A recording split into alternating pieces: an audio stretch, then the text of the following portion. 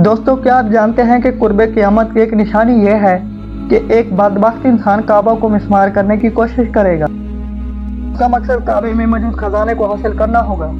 अब नबी पाक सल्लल्लाहु अलैहि वसल्लम ने उस शख्स का हुलिया कैसा बयान फरमाया। बदबख्त इंसान का ताल्लुक इस खानदान से होगा। ये वाक़या कब और कैसे पेश आएगा, आज हम इन सवालात पर बहस करेंगे। तो आइए चलकर मौजू का बाकायदा आगाज़ करते हैं। नाज़रीन ग्रामी, अल्लाह पाक के पाक घर की हुर्मत से हर कोई वाकिफ़ है। ये मुसलमानों के मजहबी शुआर में दाखिल है कि मक्का मुकरमा का एहतराम सिद्के दिल से किया जाए। बैतुल्लाह वो घर है जिसे अल्लाह पाक ने तमाम जहानों के लिए अमन का गहवारा बनाया है। ये वो मुक़द्दस घर है जिसकी तमीर का हुक्म अल्लाह तबारक व तआला ने हज़रत इब्राहीम अलैहिस्सलाम और हज़रत इस्माईल अलैहिस्सलाम को दिया था। वो वक्त भी देखा जब हज़रत इब्राहीम अलैहिस्सलाम और हज़रत इस्माईल अलैहिस्सलाम दोनों अपने मुबारक हाथों से इस घर की तमीर कर रहे थे।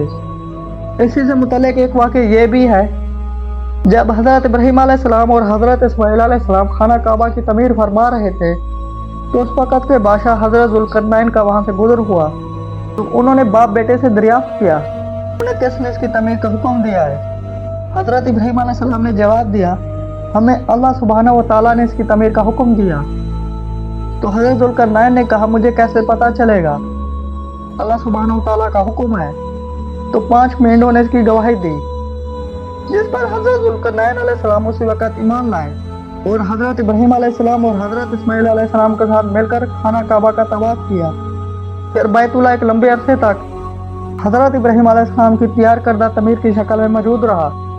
बाद अज़ा कुरैश ने खाना काबा को दोबारा तमीर किया। कुरैश के तमाम कबाइल ने यह फैसला किया था कि इसकी तमीर में नाजायज़ पैसा इस्तेमाल नहीं किया जाएगा।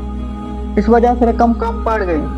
तो हज़रत इब्राहीम अलैहिस्सलाम की तैयार करदा तमीर को थोड़ा कम करके मौजूदा काबे की शक्ल दे दी गई। दोस्तों, इससे मालूम होता है कि ये वो घर है।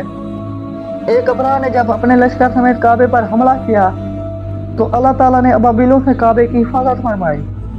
वक्त गवाह है, जिसने भी खाना काबा को ढाने की कोशिश की उसका अंजाम बहुत ही भयानक हुआ।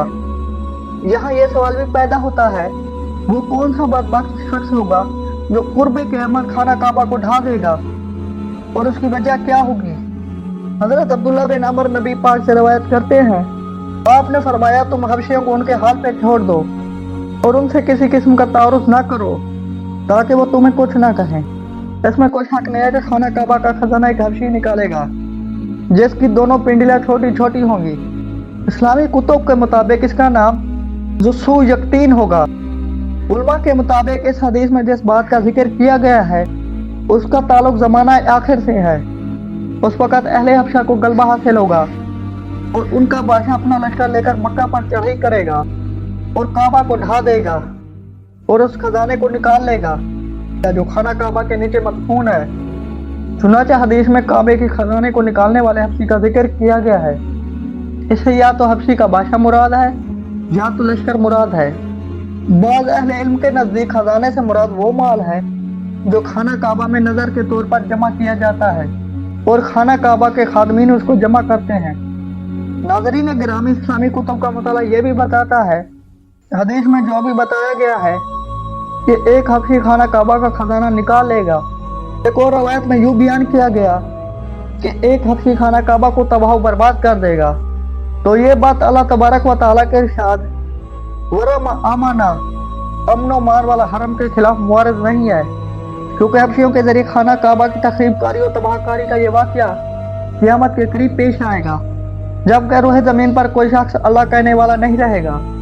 चुनांचे काबा की तारीख में ऐसे वाक़यात पहले भी पेश आ चुके हैं जिन्होंने इसे नुकसान पहुँचाया, जैसे कि हज़रत अब्दुल्लाह बिन ज़ुबैर के दौर में अब्दुल मलिक बिन मरवान की हुकूमत थी। इसके खिलाफत के दौरान हज्जाज बिन यूसुफ के हमले से खाना काबा की तखरीबकारी हुई। इसके अलावा करामता का वाक़या पेश आया जिसने खाना काबा को सख्त नुकसान पहुँचाया। इस हवाले से उलमा ये भी कहते हैं, बाअमन हरम करार देने से मुराद अल्लाह ताला ने अहले मक्का को हुक्म अता फरमाया कि जो शख्स इस मुक़द्दस शहर और हरम मोहतरम में आए उसको अमन वाफ़ियत अता करो। चुनांचे मंकूल है, ज़ंदीकों की जमात करामता का सरदार फसाद व तबाही मचा चुका और लोगों की कत्लो गरी और शहरियों की लूट मार से फारिग हुआ। ایک دن کہنے لگا اللہ کا یہ فرمان ہے کہ جو شخص اس حرم محترم میں داخل ہوگا اس کو امن و عافیت حاصل ہوگی۔ اس بات پر ایک شخص نے یہ کہا اس کا ہرگز مطلب یہ نہیں کہ جو بھی شخص مکہ اور اہل مکہ کے خانہ کعبہ کی تقریب پہچاننے میں کامیاب ہو، بلکہ اس کا مطلب یہ ہے کہ جو شخص حرم محترم میں داخل ہو جائے اس کو امن و عافیت عطا کرو۔ دوستو یہ واقعہ حضرت عیسیٰ علیہ السلام کے نزول کے بعد کا ہوگا، جب حضرت عیسیٰ علیہ السلام اس دنیا سے پردہ فرما جائیں گے، اللہ تعالیٰ کا نام لیوا کوئی نہ ہوگا، تو اس وقت تقریب کعبہ کا یہ دل خراش واقعہ رونما ہوگا۔ جب وہ حبشی کعبہ کو گرا دے گا، پھر اس کے بعد کعبہ کبھی دوبارہ تعمیر نہ ہوگا اور اس کو آسمانوں پر اٹھا لیا جائے گا۔ پھر اس کے بعد فحش اور بدکار لوگوں پر قیامت قائم ہوگی، کیونکہ اس وقت مسلمان نہیں ہوں گے جو اللہ تبارک و تعالیٰ کی حمد و ثنا بیان کریں، اور دنیا میں صرف اور صرف کافر ہی ہوں گے۔